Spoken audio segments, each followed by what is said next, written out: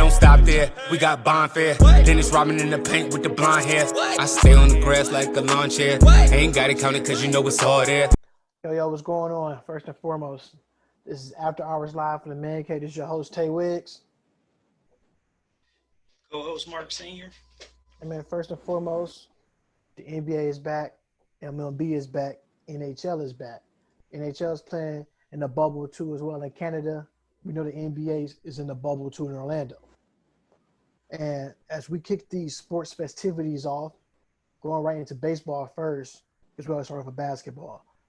The baseball players are not playing in the bubble. So their commissioner, Fred Manfred, is actually paying for it because they could have played in any other cities where they could have had, just like the NBA. They could have played in Arizona somewhere and played down in one of the Grapefruit Leagues as one of the baseball diamond fields. So fast forward, Marcus, the Florida Marlins come out. They had 19 players and staff has contracted COVID-19. When you're looking at this COVID-19, some players, these symptoms don't show up right away. It takes 3 to 4 days at the most. How do you feel how the commissioner is handling things along with this COVID-19 by not putting his players into a bubble or some type of system? Seeing how all the other, well, I shouldn't say all the other, but you mentioned in hockey and basketball, they doing a bubble. The NBA, they're kind of looked at as the example in most cases, and I know they had like their smartest people, come together to come up with this bubble, and it just reflects poorly on baseball again, unfortunately, that they they're kind of not doing what everyone else is doing. Granted the games don't have fans there, but like as you said, that still puts the players and staff at risk. And with that many people having it on one team, is it's like a 90% chance that other teams are going to be affected now. I don't even know, with basketball, they got the spacing, seating, they got the visors in between, the stat box and, the players. I haven't seen none of that with baseball. Baseball, it looked like the normal game, just with no fans. Right, and they still close. They're gonna have to do something or come up with some type of system. Maybe a bubble is too late, right? But they can do some type of system. Right. And the sad part about it is too, as you watch the baseball games, some players got on masks when they show the dugout. Some don't have it on. If you want to slow the curve down so the rate don't go so high, like you said, the NBA have seating. The players are almost six feet away from each other, sitting on the bench. With baseball is the type of sport where the players sit on top of each other on the bench, like any other sport. But I feel like the commissioner keep coming on TV, putting his own foot in his mouth, saying, "Hey, so far we're doing a great job of we slowing down the curve, and we're going to cancel games and for the players that contracted COVID-19." No, it doesn't work like that. You have it where you're going to shut this team down just because they contracted. We're going to shut them down for 3 to 4 days and see what happens. Not only in 3 to 4 days, now he's come up with solutions on the fly. Just like a make or break season with him. He's winging it. Right. Now all of a sudden he's going to say, well, so the games that we miss, if you have a double header, we're going to play 7 innings instead of 9. It's like the commissioner is failing his players in these organizations very badly. They handle this very poorly. I thought they should have had a way better solution than this. Like the only people I would say is safe from most of this stuff is I would say some of the pitching staff that pitch out in the bullpen. They not on top of each other. They already sit down in chairs. They don't sit that close to each other. But I feel like since there's no fans in the stands, they can actually sit into the stands. Right, they could if they wanted. They can because the batter's box is right there before they come out to the dugout. Because some of these stadiums where you can actually move some of the partners down and you can walk onto the field. I feel like you can sit a player every 3 seats and still get the job done. That's the solution right there. But to come out in the dugout and still say you can't figure things out, it still doesn't make any sense. I'm looking at the basketball game last night. Carmelo and Anthony and them, they were still 6 feet away watching their counterparts play in the game as they partake. Baseball got to do something. Like I said, too many players on one team are coming out with the COVID-19. The Florida Marlins, like I said, 19 players. That's including the staff. Then you talk about the Milwaukee Brewers may have something brewing up too with the COVID-19. So, Right. so you got to realize how they contracting this. I mean, sweating and doing all this other type of stuff. But baseball got to do something because right now people don't want to watch it right now because you talk about you putting seasons on hold. You already playing a 60-game season. Now you talk about if you miss a game or two, if you lose 2 out of 3, that's the equivalent to playing 8 games. So you're gonna let that back in.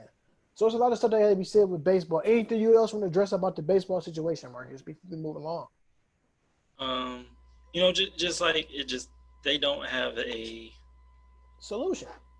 solution, and it's pretty sad because I'm just thinking about all the rules that the NBA got, like we had the chicken wing gate, in Magic City, and they had to sit out for a set amount of time. Zion, he had that family emergency, he had to be tested every day while he was outside the bubble. They're just taking like every precaution, to make sure it don't spread. And in baseball, it's just like it's a rule today and may not be here tomorrow. Right. Now, we know how MLB is. They playing out of 100. What they play? 162 games. Out of 162 games, rather, we playing 60.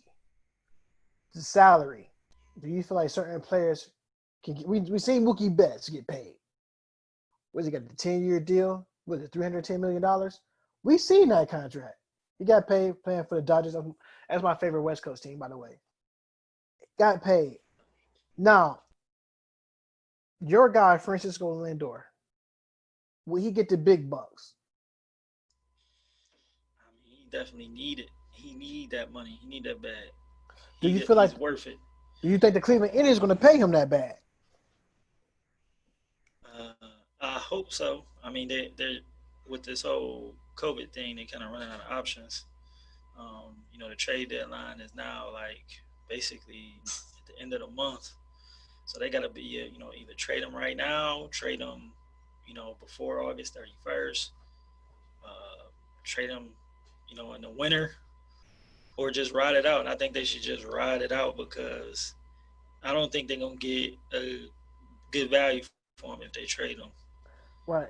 They're gonna get less than 10 cents to the dollar if they trade. He's the best player on the team. He's the most recognizable player on the team. He's who, if there was fans, he's who the fans who would come to see. So trade him from the team, they're not gonna get better. It's just like that means they peaked and they're going downhill now.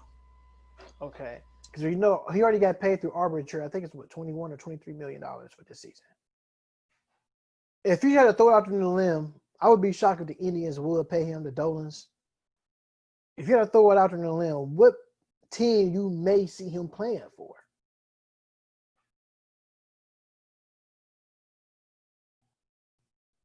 It's kind of hard to say. I would say a team out west. The Dodgers, the Yankees. I mean, the teams with the money. Dodgers, Yankees, maybe the Phillies. Mm-hmm. I think it's going to be one of those big name teams that can afford him. I do feel like he may go out west. Them 2 teams you said before, the Dodgers and the Yankees, I feel like he may go play for one of those teams. If not, the Boston Red Sox will pay you too. So when you're looking at teams like that, so he may go to a team like that. But I think the Dodgers may pay him to get where he wanted to go because they already gave up $300-something million. Clayton Kershaw already got his big payday already. So I think the Dodgers probably got the cap space for him, but we know that the Yankees got tons of money because the Yankees make all their money on TV revenue. So they would come on Fox and get their own TV, Yankee Nation. Yankee Network was MSG. They come on there. So he's going to play. Francisco Lindor is a big market media player. So if you get him to come to one of those towns, you rocking and rolling. That Lindor jersey gonna be up in sales if you go to one of them places. All right, baseball been a good topic. So the other night, the Dodgers pitcher got suspended. He threw over the head a wild pitch. I think I would say Jose Carrera, and he. I think me personally, when I seen that, do I believe he headhunted? Yes. Man, it's the Houston Astros, first and foremost. The team that is known for cheating. So when I seen that come across the screen, I'm like, wow, that's how we doing it. He's headhunted him and got tossed. He got tossed from the game. Joe Kelly, the Dodgers pitcher, which was pitching in Boston. And when I look at that, the bench is clear. I'm saying, look, baseball, like you said, Marcus, they said it. Bench is clear. And it's COVID-19. Right. They tried to duke it out. You can't do that. Do I feel like he should got suspended for 8 games? No. 3 at the most. Now the commissioner's trying to send a message. Fred Manfred. He look horrible in this message because he never gave it quite clear why he suspended from that many games, first and foremost. He came up to 8 games. Yeah. So Joe Kelly looking for it. There's only 60 games in a season. Right. So Joe Kelly's trying to appeal it. So that guy right there, a lot of people going to buy his jersey, Joe Kelly jersey from the Dodgers, because nobody's not going to respect no cheaters that cheated the game. These guys play hard as anybody else. So looking at that, move right along. Getting right into NFL just opened up training camp. Some of these players are coming in. A lot of players opted out, like the Devontae Hightowers, all these guys. It's a lot of names that's opting out, don't want to play in this season due to COVID-19. Because we know football is definitely a hands-on contact sport. Be real close and personal. Right. So how do you think they're gonna go about this season? We already know they play a little bit of touch football anyway. So how you feel in your eyes? How the NFL gonna do? NFL should be taking notes from all the teams that play in the bubble. A lot of NFL players don't want to play in the bubble. So that means you don't play in the bubble. That means you're going to still do some of your daily activities outside the football facilities. So what you think the NFL should do? Their system and whatever they put in place should be the best. Because like you said, they got two examples, well, 3, count hockey, of the best way to do it. And they should look at those seasons and see, what's working, what's not. And I think, from what I've been seeing, the bubble, or, the closest thing to a bubble is probably the best. I don't think it should be traveling. Is also, the NFL has, out of all the major sports, the most players on one team. So that's like a 53-man roster. 53 players, be traveling across airports and all that. It's just, the risk just it's going to climb. So it's best to have all those, maybe in 2 or 3 cities, based on the size and, the spread apart, because football is, it's teams in odd places. Yeah, it is. It's not like the NBA or the baseball where, basically the major cities got the sports team. NFL is teams in some cities you wouldn't expect. Most of them are major cities, but, like Pittsburgh, they don't have a basketball team, but they got a football team, they got a baseball team. That's about it. So with that many players, the physicality of the sport, the up close, they really need some sort of bubble too. Yeah, I because mean, maybe me, two city bubble, but they need a I'm, bubble. I'm about to say the same thing. I was gonna say two cities. Like I would say, like for once, I would say like Las Vegas. You can hold a football game at the new Raiders Stadium, and also you can play at the University of UNLV. Then you can play in Utah. So you can play at their stadium. You know what I'm saying? Not that many people. You can still rent it out. Got the hotels. So you can still go on for a season. What else? You can play at the University of Nevada. So if you talk about at a give and take, how many games in the NFL? About what? I'll say about 9 games come on at 1 o'clock.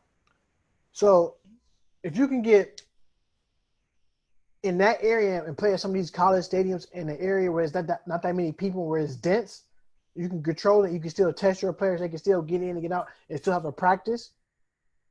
You're winning because right now they say there probably won't be no fall sports for the high school students. That's going to suck. If they're not having high school fall sports, maybe in some of those areas, you can actually practice there on their football fields and still do your 1-2 because you can make the curve. You can control your curve for the coronavirus to go down if you just minimize what's going on in these cities. Like you said, travel. Like you said, airport to airport. That's a travel ban right there because now you got to protect these players. Even though we know these players fly on their own team planes, but at the same time, you still got to walk through these concourses to get where you got to go. I just feel like you said, Marcus, they should go play at one of these cities where it's not known for having a sports set and still have a season because it's not too late. Yeah, you're in a training camp. You got to get tested before you come in. I just feel like something has to be done before they get it right. Right. And they're going to be probably the only league that have a full season.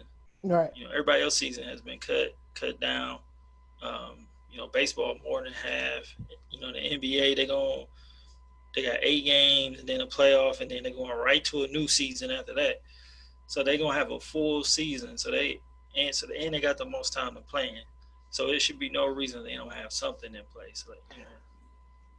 Las Vegas Exactly. is the best idea.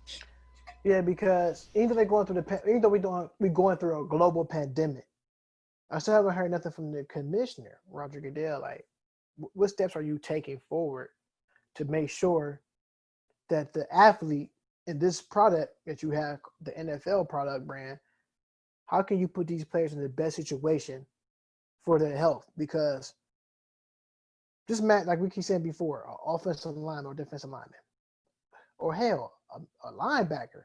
You talking about guys that's like 250 plus. Imagine your best lineman or linebacker get contracted COVID-19, and they can lose anywhere between 50 to 30 pounds. Now, that is the question I need somebody to answer for me before you put these guys on the field and they out there risking their health trying to win some games or a Super Bowl of that nature for an organization. But we still haven't heard nothing for the league, the shield, as they call it. We still have nothing from the shield. So, so if we hear those guys come on and talk, we got to hear it.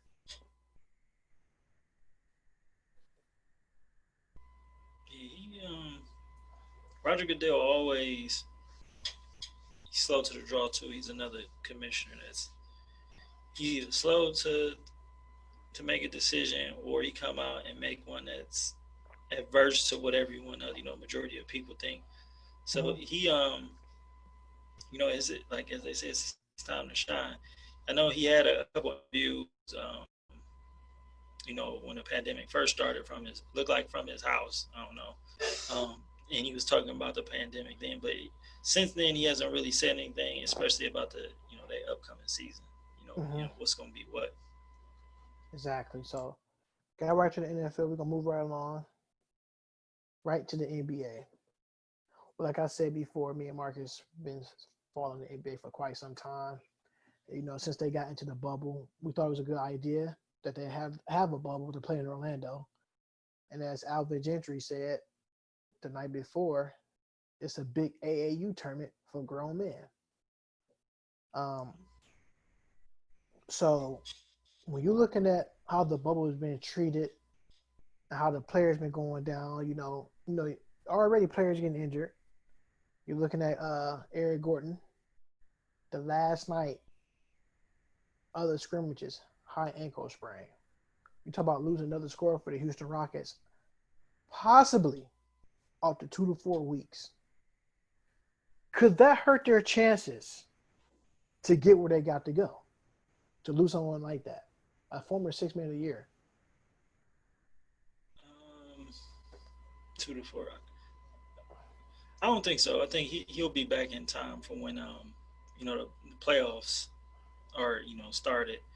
Now these 8 games for the teams that's like basically solidified as a playoff team. Him missing these games, it's not going to be too much of a big deal. I mean, I know they did just come off a big, layoff Mm-hmm. from March till now, so he's going to have to get in condition. I mean, but he was slowly getting in condition before he had that ankle injury. So I don't think it's going to be that big of a deal for the Rockets. The Rockets, they just better make sure Russell Westbrook and James Harden is healthy. By the way, Everybody else uh-huh. is crucial but not critical. Now, the new look James Harden, everybody in the bubble got new hairdos, dreadlocks. Mike Conley cut his hair off. De'Aaron Fox cut his hair off. The name goes on. DeJounte Murray, all these guys cut their hair off and, trying to go something different. As you enter the bubble, as I call it, 2K in real life. My part. As you sit back and watch these games, a lot of teams got to prove something. When I'm looking at certain teams, my dark horse team, I got 2 of them. Portland for 1, and the other team is OKC Thunder. That young star they got over there that's coming to the rise, SGA. Shea Gilgeous-Alexander. I've been up on this kid. I thought the Cavaliers should have drafted him instead of Darius Garland. No disrespect to Darius Garland. I thought, in my eyes, Shea was the better complete player, in which he is showing. And we keep saying this. They sent Chris Paul to OKC to die. Yeah, right. He's in the playoffs. What's so bad about it, Marcus? Me and you been saying this. I said Chris Paul is a dark horse for an MVP candidate.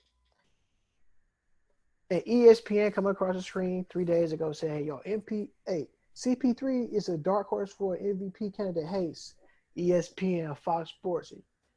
Hey, if you listen to some good podcasts, it's us right here, man. We ready, man. Sign that check over to us, man. We ready any day. Sure.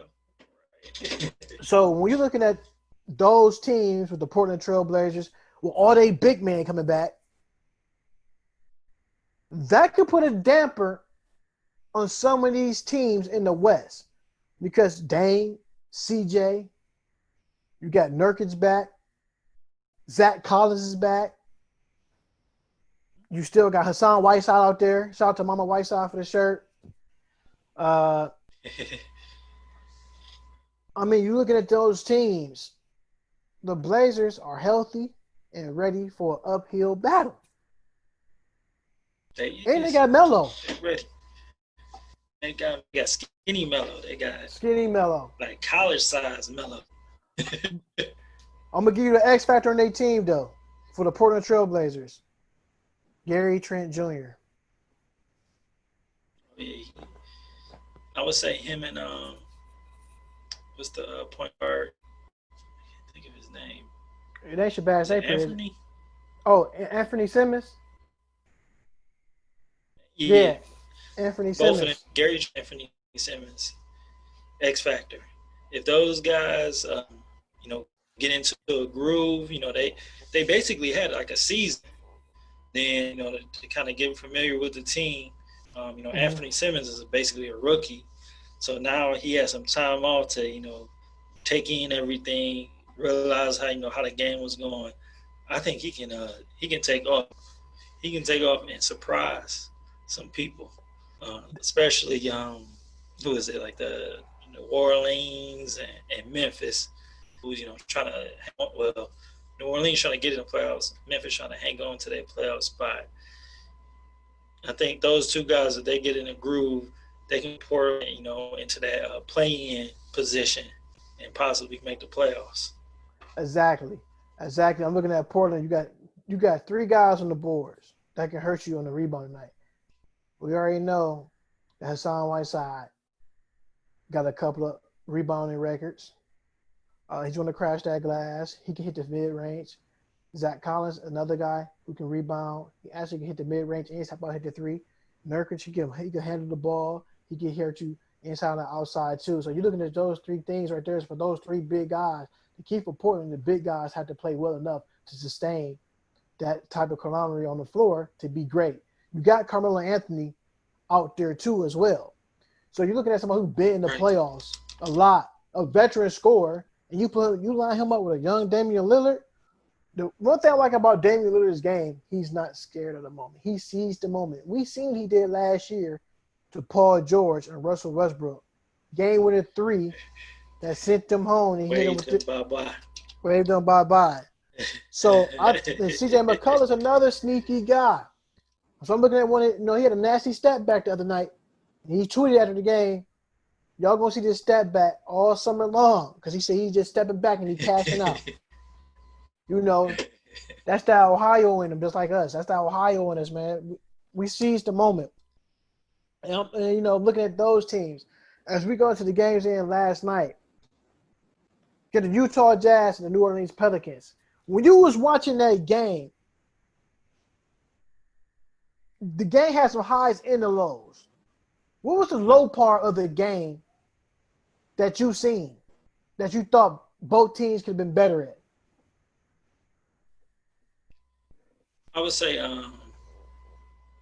really after that second quarter, not really the second, the first quarter, the first half, I'm gonna say, it was you can tell that they was out of sync. They was out of sync, and they was trying to make it seem like, well, this is a real game now. We know scrimmaging.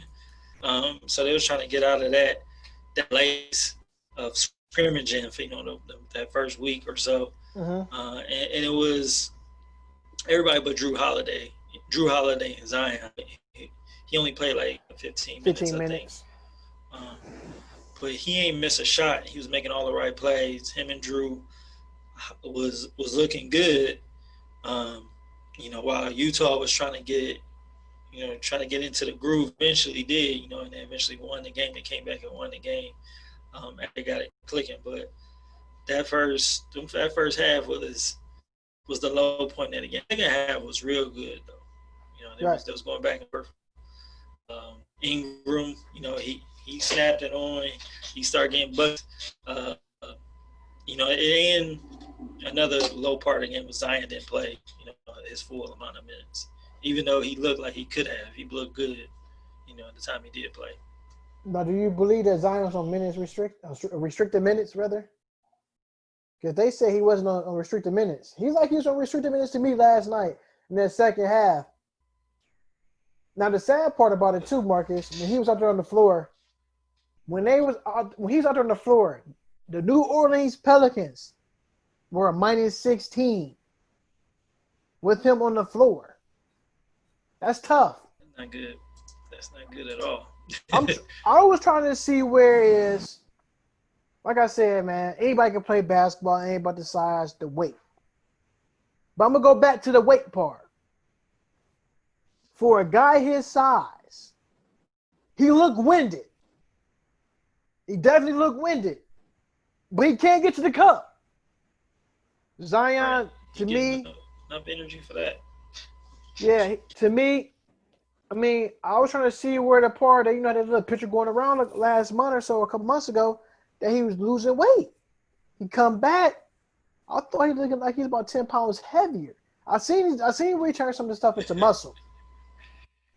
But in realistic, he has to lose that weight. You remember the guy they used to call Oliver Miller, nicknamed the Pig. Pig Miller was huge. Huge. great footwork. He can shoot. But the team could count on him in certain situations in the game because they had to sit him down because they knew he went in a running type nature. Now with Zion, speaking of running, we know he runs side to side, and he has that movement when he walks and run, like bruh, man, from the fifth floor. He waddles. So they got to watch his foot gait. You can't change the way you can change somebody's run, but you cannot change the gait. Zion had to lose about 25 pounds if he want to stay in this league. That was my lows is where I'm gonna tell you my low was for the Pelicans. The Pelicans had this game on lock. They should have won. They should have won. Brandon Ingram is a different type of dude. That's like Kevin Durant I can't say Kevin Durant 2.0 because he has to win a ring before you call it 2.0. That's like a reincarnation of a Kevin Durant in the making. 23 points, sold out. Like you said, Drew Holiday, 20 points, 3 steals, sold out. JJ Redick made the game look so easy, 21 points. But my low was this guy right here. They say he has a shooting coach. You know I'm going with this. Lonzo Ball. 4 points, 2 for 13, Marcus, 15%. I was trying to see what the new shooting motion was. You know, he was just relying too much on the threes and the jumpers. Lonzo Ball game is more inside, outside first. He didn't do none of that. Etuan Moore was putting in work. Had to sit him down. They had to sit down Lonzo so Etuan can come in. Etuan was giving him that extra motivation to push off the bench along with the Derek Favors. Rudy Gobert, I seen with the Utah Jazz playing through him a little bit more. Like I said, Mike Conley did his thing with 20 points. Rudy Gobert had a double-double. I believe he had 14 points, 12 rebounds, if I'm not mistaken. Donovan Mitchell had 20. My low was Jordan Clarkson. Even though he had 23 points, Marcus, I just feel like he was forcing the issue too much on the floor. Taking shots where he didn't have to. It was some parts where he could have made the extra pass to a Joe Ingles to the other players on the floor. He was more out trying to get hit like it was a scrimmage. You're not on the Cavaliers ball club where they're not playing for anything. You're playing for a team that's in the playoffs and trying to make a run deep into the playoffs. You cannot be making bonehead plays in the middle of a game, shooting air ball threes and throwing these crazy passes. You got to make this the extra pass. I'm going to give you one sequence. I think this was middle of the third quarter. Joe Ingles could have went to hole and laid it up.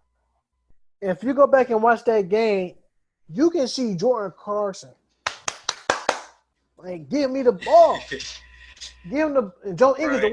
The way he threw the ball at him was, to me, was disrespectful, which I understood where he's coming from the basketball mind. You ask for the ball, he bounced past it. One of the craziest bounce passes I've ever seen in my life. He threw it so hard, he's like, man, go get the effing ball, man. You want the ball. He gets the ball, Marcus, and gets stuck and can't do anything with it. It shoots the ball and turns it over. So you got to realize, Jordan Clarkson, this is not your team. These guys been playing with each other for almost 2 or 3 years. They are familiar with each other on the floor. You're still trying to find your way into their system. So Jordan Clarkson, you was my low. I think he was doing too much on the floor last night, taking shots where you shouldn't have, and that's all I can say about him. Make that extra pass. What you think? I would say it's the cornrows, but I would say it's the new cornrows, but he doing that when he was with Cleveland. So I was trying to figure out, did his hair grow that long, or is that really his real hair at the end? Because real hair, we know don't stay flipped up. He got some extensions. Yeah, he got them extensions. I thought it was odd. He went from to a baby fro to a full cornrows to the way hang time. Longer than Kawhi Leonard, who had his cornrows forever. Yeah, he passed on Kawhi. Because I was watching the game, I'm looking at Jordan Clarkson hair. I said, bruh, man, when you grow your hair like that, like, and it's always in the same motion, like cartoon style. It's like the Wendy's lady. His hair is always flipped up. So, looking at that. All right. The game everybody been waiting for. You know, the NBA is back. Clippers and Lakers. You might got a little brief about what I dropped it on IG today about Clipper Nation. So Marcus, starting off with you, what you know about this game that that was was that the stakes were kind of high for both teams for the bragging rights for LA.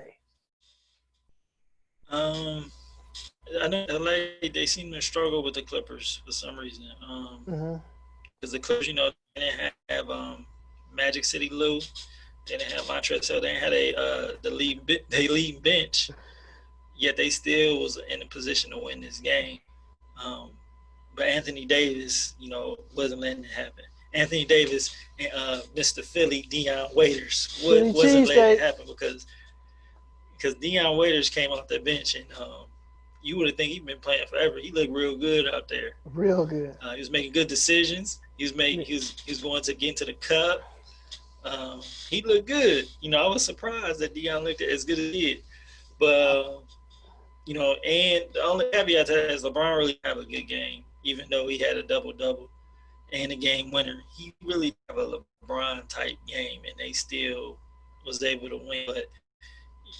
But J.R. Smith, Deion Waiters, Caruso, Kuzma, they got to play like as they did yesterday against the Clippers when the Clippers get their full team back. We got Lou Williams and Montrezl Harrell coming off the bench. Then we'll be able to see, who's the best team. Exactly. I'm gonna piggyback what you said about the Clippers in the Lakers game. I watch these guys all the time. Marcellus Wiley, baby. I gotta hold that L because you were saying it didn't matter who's on that court. We don't care about Brown. We coming. Hey, at the end of the day, hey, Marcellus Wiley, I'm not gonna fault you for being a ride or die. I'm a ride or die with my team too as well. Cavs, baby. But I'm a LeBron fan. You know what I'm saying? He did so much. But I understand where you're coming from. But at the end of the day, I'm not going to get it twisted. We know Kawhi Leonard got 2 championships of his own, right? 2 or 3.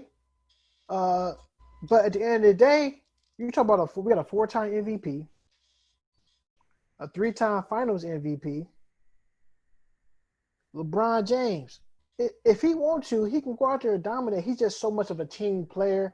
And just watching the game, I'm be honest, I'm one of the hugest LeBron James fans you ever see. People been texting me right now. What you think about LeBron? I'll tell you right now, LeBron James played a terrible game yesterday. To me, if you ask me, he was coasting. He was coasting. He was mad relaxing.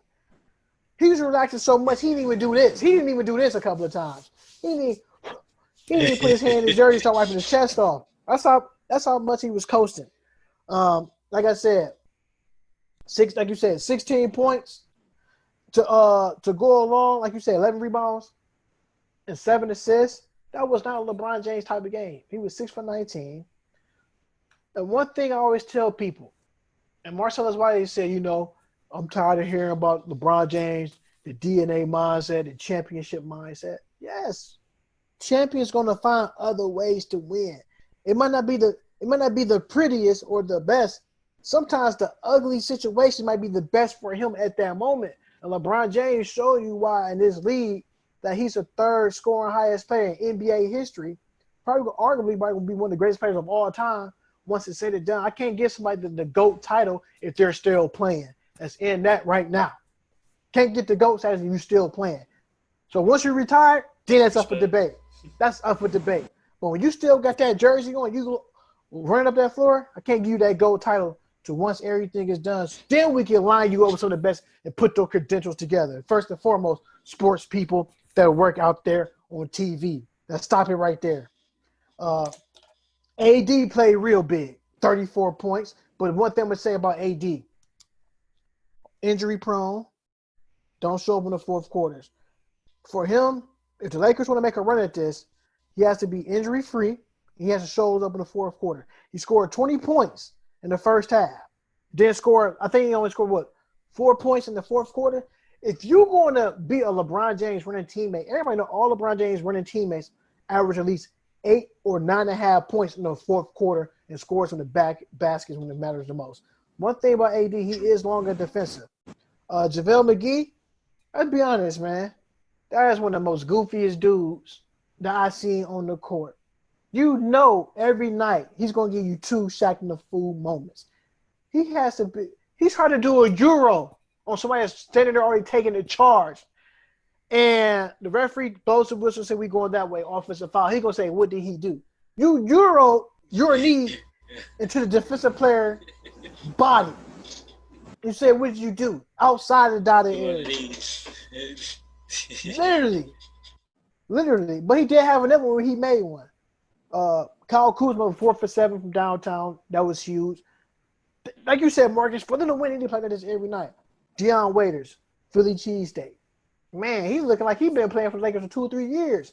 But at the end of the day, he played with Brown before. He know what Brown wants him out on the floor. Me and you was joking back and forth because I thought you might have one of those moments again like he had in Cleveland when LeBron James at the top of the key with the basketball. And he had them hands on and started cutting off. I'm like, no, don't do that, Deion. This will get you out of Cleveland. Don't get shipped out. Be the first player cut from quarantine. You know,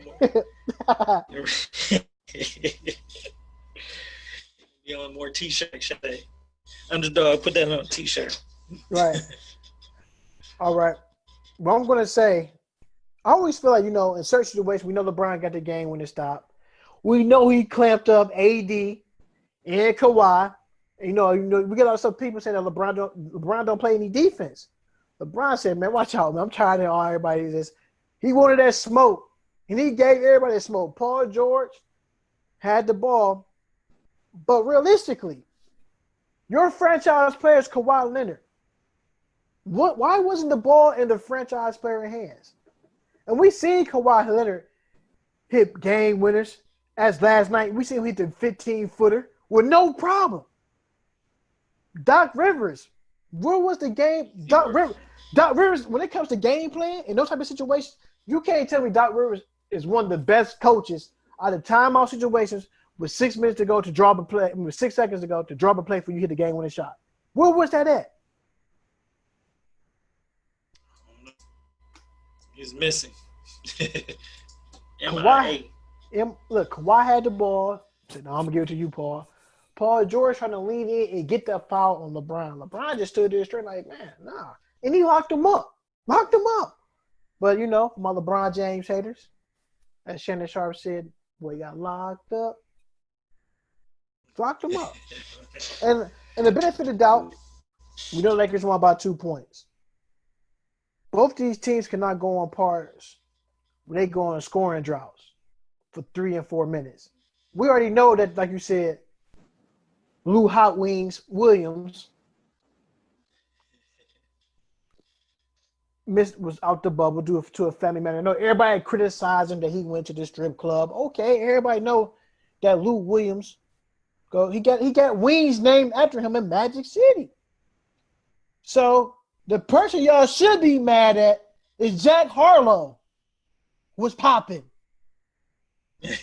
One of these players with no options. Be mad at Jack Harlow. He took the picture with Lou Hot Wings Williams that went viral. So I'm not mad at Lou Williams. Do what you do. He did what he had to do. Kendrick Perkins, come on, man. Wait, man, Brian got you on payroll? LeBron got him on payroll, Mark? I think so. I mean, ever since he left the Cavs, he been like LeBron bodyguard. Right. He been the perk of the old, like not throwing shots, but it's just funny because like I said, I'm a LeBron James fan. Kendrick Perkins, as they call him, Big Perk. Hey, just take it easy, bro. Just take it easy because now you got Lou Williams out here being the villain. You wanted in Atlanta to know what he really did. He took care of family emergency. We know the Clippers didn't have him or Montrez. That's 38 points there was missing last night from those two. Not only they injured, the Lakers still missing Rondo and Avery Bradley. So both teams still missing 2 valuable pieces to their championship DNA run where they got to go. So other news. Watch the Lakers game last night. I'm giving a shout out to Alex Caruso in that stretch. It what led to LeBron James' game winner. He had to stop and steal at the same time. Saved the ball from going to bounce, gave it to AD. LeBron missed the layup, put it back in for the game when it came down back to lock up those two, Kawhi Leonard and Paul George. Alex Caruso, as they say in LA, what is it called? You are the Carl's Jr.'s player of the day. So he got a defensive play, stopped that, and got the win for them. So it takes two. That's the one part they're not talking about. Everybody keeps saying how LeBron James won the game on the layup and the defensive stop. But what led to that type of event was Alex Caruso, who got the stop. What led that to the game when the shot to the other stop. So Alex Caruso, shouts out to you. I'm a basketball mind. I'm like LeBron James. I call it how I see it. That would led to the game-winning shot. So what you think about that, Marcus? Just everybody talking about the IQ of LeBron James. Just the IQ of Dante Ramsey, Tay Wiggs. I agree with that. And I think the fact that LeBron wasn't having his best game, he knew he had to show up at that moment for sure. So the putback, everybody wasn't, alert. As soon as it happened, you see Doc run on the court. He was, because after they did all that, they had that huge comeback, got up to let LeBron beat him on a putback. And, they couldn't miss no threes. Right. It was going unbelievable. The Clippers and Lakers going 3 for 3 in the last 2 or 3 minutes of that game. Because I thought because Paul George is on one. Paul George is on one last night. He had to me, Paul George in the first quarter looked pretty shaky when I've seen it. I'm like, okay, a real true natural scorer and shooter going to find a way to get out the slump, which he did. 30 points, Kawhi with 28. But when you got Marcus Morris out there and your starting rotation playing 18 minutes almost in 3 seconds to give you 0, as I would call him, the donut guy. This is a plain donut. No glaze. This is a plain donut nobody don't want. That's what he played, like a plain donut. I'm trying to figure out what at least scored. Who, Markeith? I believe so. But you got Joakim Noah out there. We had 1 point. I mean, you're not gonna win with guys like that. Once they get the other guys to come back into the picture and do what they got to do. I thought the Coffee kid, he had a 1-3 point. I thought he played kind of well on defense. It's not like Landry Shamet, 22 minutes, only 2 points. I mean, that's not going to get the job done. Reggie Jackson, I thought he was going to be more that extra score that they needed since Lou was out the bubble. I see why the Lakers traded Zubac. He didn't give you nothing. And, as you go down the list, they both was donut guys. Both the brothers are donut guys, Markeith and Marcus. So, NBA is back. We got a couple of games starting at 2:30 today. We got the Orlando Magic, Brooklyn Nets. Pretty soon. Give me Orlando in that game tonight by 10. Don't sleep on Karis LeVert. That's a home game for him. Okay. Don't sleep on Karis. Hey, don't sleep on Karis LeVert, Columbus, Ohio native. That boy's a bucket. So when Kyrie Irving come back, I think they keep him and probably give it to Spencer Dinwiddie. Memphis Grizzlies and Portland Trailblazers at 4:00. Hey, give me Portland in that game. I got Portland. Give me Portland plus 12. Phoenix. Yep, I'll tell you. Phoenix and the Wizards. Give me to be honest, give me Phoenix. Give me Devin Booker with a quiet. Okay. Give me Phoenix with a plus 8. Boston and Milwaukee 6:30. Marcus, who would you taking that? I'm taking Boston. You taking Boston over Milwaukee? I'm taking Boston. Jaylen Brown and Tatum, they look good in scrimmages, man. They did. Give me And yeah, I got Kimba back. You know, Kimba got the heel up. Give me, I'm taking Boston. give me Boston +1. Okay, you think it's gonna be a tight game? I mean, I don't think it's gonna be a blowout, but I think Boston will win. Give me Boston +1. Sacramento and San Antonio. It's kind of tough one right there. That's like a throw 'em up pick. Right. I think I'm gonna take Sacramento. Ooh, who's going Sacktown?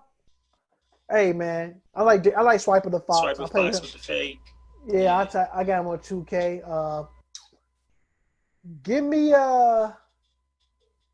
Give me San Antonio +2. Houston and Dallas, the game I've been waiting for. You got the bearded one. You got Mr. Westbrook. And you got Mr. PJ. I got all the shoes. Tucker going up against Luca and Kristaps Porzingis. Who you taking? Man, this is the one I'm gonna go with Dallas. Give me the Rockets By +15. hair. Wow. Plus, oh, you think they gonna walk away with it? Give me the Rockets +15. Harden with 36. Westbrook with 27. He gonna miss the triple double by one. He gonna miss the triple double by 1 assist. So we end up basketball. We up with basketball.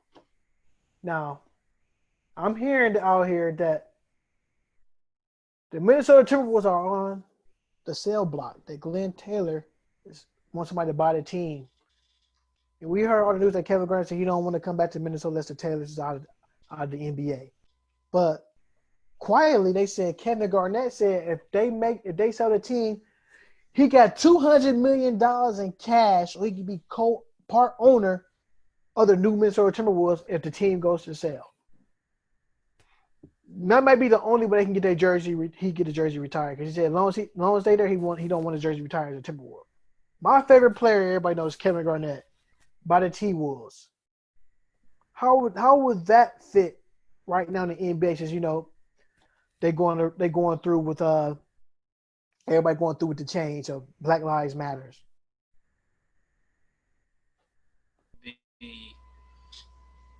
Right on time with Kevin Garnett. Yeah, I just don't. For some reason, I don't happening. It just seemed like his I mean, it's mainly with the Dolans, but his ties with Minnesota, it just seemed real fractured. Like they shouldn't be. Not the fact that like the NBA or the league want KG there. I just think he may not want to be there, even when gone. So you just got to see how that play out. Okay, so I'm gonna go back to baseball with this one. Down here in Charlotte, or in Gastonia, it's not that far. We call it the Gas House. The minor league baseball team down here has a new black owner, the first black owner in 50 years in the baseball and professional sports. Brandon Bellamy, 48 years old, purchased the team, which would be in Gastonia. Construction is underway for a new stadium, which I think is be good too, because out there in Gastonia, this create new jobs for people as well, and may bring some uplifting things towards the city too as well. So you're looking at where he developed a real estate development team in Washington D.C., which I think would be a good look for the young Brandon Bellamy, which, like I said, 48 years old. He's now going to be the whole takeover team, bringing new life to that city. So shouts out to them, getting the baseball team down in the Gas House, and definitely a shout out to Brandon Bellamy, who is an African American male, who's going to be the majority owner of his own franchise. What you should think about that, Marcus? A black man owning a baseball team where there's not that many black people playing in baseball. That's incredible. They need to run with that. I mean, he needs a event. Hopefully get in the major leagues, but having his own franchise, to the likes of like Michael Jordan, Magic Johnson. That's huge, in baseball, Right. and it's just him, Magic, he got an ownership group. It's just him owning the franchise. That's pretty big in a sport where it's predominantly, white or Latin Dominican, players. the Latin play, Yeah, exactly. it's not that many black players. So shouts out to him. I'm glad, like I said, when the merchandise come out, I'm going to have some just because we buy stuff from other teams, but to have a African American owner to own his own baseball team, like I said, that's pretty dope, man. Shout out to him and his family. Uh, Second, you got Mike Tyson and Roy Jones supposed to square off in a boxing match in September. Who you taking? You taking Iron Mike or you taking Roy? I forgot. You must have forgot Roy Jones Jr. And neither one of them should be fighting. I mean, Roy, the last time he fought, it was tragic. Like he need to stay out the ring. I would take Mike Tyson, believe it or not, if I had to pick between one or two of them. He been getting in. I don't think Mike ever really lost it. He lost it mentally, lost it up here, not really physically. Right. Um, Otherwise, I think his career would have ended in a better fashion than it did. Roy Jones has been getting knocked out. Like, he really need to stay out the ring. I don't think. Once they get in that ring, Mike, he see blacks. He ain't gonna hold. There's gonna be no holds barred. Roy gonna be in trouble in there. The age Mike Tyson. I don't care if his mind together and physically in good shape. He gonna beat Roy Jones. Another one. Neither one of them should be fighting. The second fight, Nate Robinson and Logan Paul. Logan Paul about six. Was it Logan Paul about 6'1", 6'2"? And what you got? Nate Robinson, a three-time NBA dunk champion, who hasn't played in the league since what 2016 or 15. You talking about he's only 5'8", 5'9"? Who are you going with? You going with Nate Robinson, the athlete, or you going with the YouTube subscriber, Logan Paul?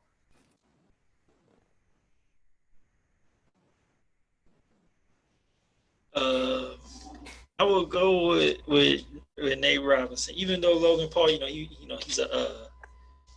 was an OU attendee, my former college, and he's from Westlake, Ohio, so that's like right around the corner. I'm gonna have to go with Nate Robinson.